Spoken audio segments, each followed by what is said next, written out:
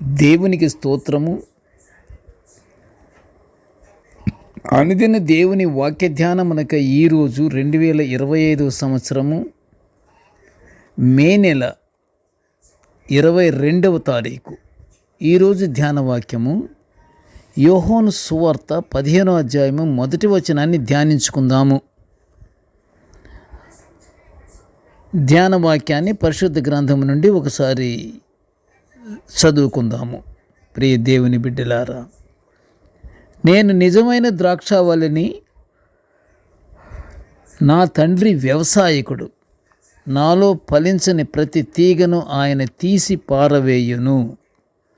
ఫలించు ప్రతి తీగ మరి ఎక్కువగా ఫలించవలనని దానిలోని పనికిరాని తీగలను తీసివేయును. ప్రియ దేవుని బిడ్డలారా, నేటి ధ్యానవాక్యము ద్రాక్ష తోటలోని తీగలు ఫలించుట గురించి మనము ఇప్పుడు ధ్యానించుకుంటున్నాము. ఇచ్చట మనము వాక్యము చాలా జాగ్రత్తగాను ఆత్మీయంగాను ఆలోచిస్తూ మనము ధ్యానించుకుని మనము దేవుని మహిమపరచుకోవాలి. ద్రాక్షవల్లి లోకమునకు సాదృశ్యము. అయితే ద్రాక్ష తోటను సంరక్షించే యజమాని దేవునికి సాదృశ్యము. ప్రియ దేవుని బిడ్డలారా, ద్రాక్షవల్లేమో లోకము, ఆ ద్రాక్ష తోటను సంరక్షించే యజమానేమో దేవుడు. ఈ విధంగా మనము పోల్చుకుందాము. లోకము యేసుప్రభు వారిచే వెలిగింపబడింది. అసలు యేసుప్రభు వారి వెలుగు లేకపోతే అసలు లేదు, అంత చీకటి. లోకములో పోల్చబడిన ద్రాక్షవల్లిలో అనేక తీగలుంటాయి. ఈ మాట ప్రభువారే చెప్తున్నారు. లోకముతో పోల్చబడిన ద్రాక్ష తోట సంరక్షించే వ్యవసాయదారుడు తోటలోని ఫలింపని తీగలను, పనికిరాని తీగలను తీసి పారేస్తారు.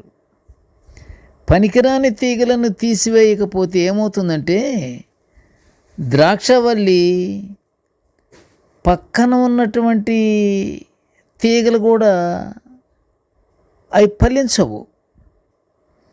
అందుకని ద్రాక్షవల్లికి సాదృశ్యమైన వెలుగునిచే యేసుక్రీస్తులో ఉన్న తీగలు మాత్రమే ఫలిస్తాయి. మనం ప్రభువారిలో ఉండాలి. ద్రాక్ష తీగలు ఏ విధంగా ప్రభువారిచే వెలుగులో ఉంటాయో ఉన్నటువంటి తీగలే ఫలిస్తాయి. కాబట్టి మనము కూడా మనం ప్రభువారిలో మనం ఉండాలి. ద్రాక్షవల్లిని నేను, తీగలు మీరు. ఎవరు నా యందు నిలిచియుండునో, నేను ఎవని యందు నిలిచియుందునో అతను బహుగా ఫలించును అని ప్రభువారు యోహాను సువార్త 15వ అధ్యాయం 5లో అంటున్నారు. ప్రియ దేవుని బిడ్డలారా, అవును మరి ప్రియ దేవుని బిడ్డలమంతా వాక్యముతోనే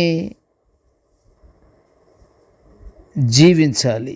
వాక్యము అంత స్వచ్ఛంగా పలుకుచున్నది కనుక మనమందరము యేసుక్రీస్తునందు నిలిచియుండి మరి ఎక్కువగా ఫలించాలి. ఫలించుటకు మనము ధ్యానించాలి. ఫలించుటకు మనము ప్రభువారితో స్నేహం చేయాలి. ఫలించాలంటే మనము ప్రభువారికి నిత్య ప్రార్థనలతో మనము ప్రభువుని మహిమపరచాలి.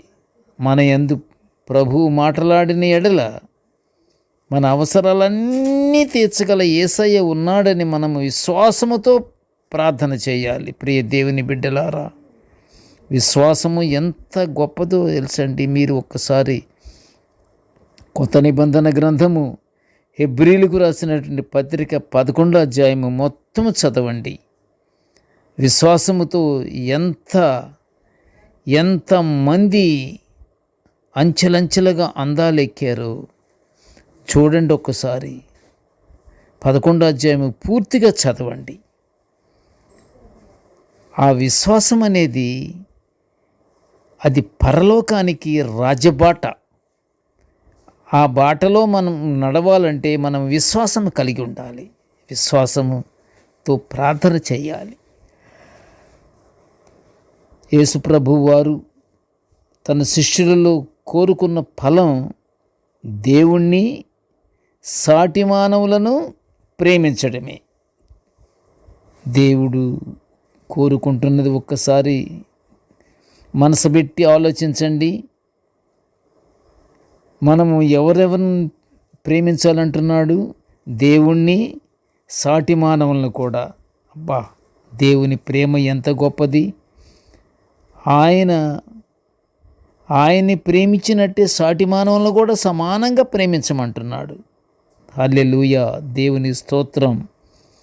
ద్రాక్షవల్లిలోని తీగలు మాత్రమే ఫలిస్తాయని దేవుడు చెబుతున్నాడు. కాబట్టి మనము ఫలించే తీగలుగా ఉందాము. మనము ఫలించే తీగలుగా ఉండాలంటే దేవుని ఆజ్ఞలను, దేవుని మాటలను మనము అనుసరిస్తూ మనము మన జీవిత మనుగడని ప్రభువుయందే మనము జీవించాలి. మనం ప్రభువుయందే జీవించుచు ప్రభువుని మహిమపరచాలి. మనము దేవునికి మహిమాస్తుతులు చెల్లించుకుంటూ ఎడతెగక ప్రార్థన యందు పట్టుదల కలిగి ప్రార్థనలు మనం చేసుకుంటూ, ప్రియ దేవుని బిడ్డలారా, మనం పరలోక ఆశీర్వాదాలు పొందుకుందాము. ప్రార్థన చేసుకుందాము. కృపగల తండ్రి, జీవము గల నాయన, నీకు స్తోత్రాలు. ప్రభువా, నిత్యము నాయన నీకు ప్రార్థించుకుంటూ, ప్రభువా, నీ యందు భయభక్తులు కలిగి నీవు చెప్పే మాటలను తండ్రి మేము తూచ తప్పకుండా నాయన మేము పాటించుచు నిన్ను మహిమపరుచుకుంటూ నీ పరలోకాశీర్వాదాలు పొందుకునే భాగ్యాన్ని మాకు అనుగ్రహించమని ఈ మనవులన్నీ యేసయ్య పుణ్యనామమున వినయముగా వేడుకొనుచుంటున్నాము తండ్రి. ఆమెన్. దేవుడు మనలందరినీ బహుగా దీవించుగాక. ఆమెన్.